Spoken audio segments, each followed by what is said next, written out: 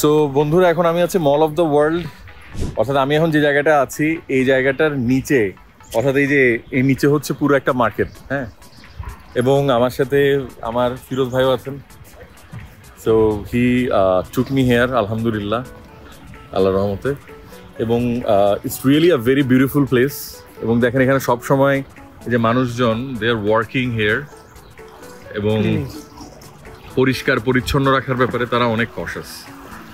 So দেখতেই পাচ্ছেন, খুবই খুবই খুবই সুন্দর, এবং এখানে এসে সময় পার করে ফেলতে পারবেন আপনি। কৃত্রিমভাবে ফ্লো তৈরি করা হয়, আপনার পানি আসতেছে তা না, কিন্তু পাইপের জিনিস থেকে এই যে দেখেন কৃত্রিম একটা ফ্লো তৈরি করেছে, অর্থাৎ জাস্ট পাইপটাকে এমনভাবে দিয়েছে যেটা একটা ফ্লো হয়ে গেছে এখানে অলরেডি।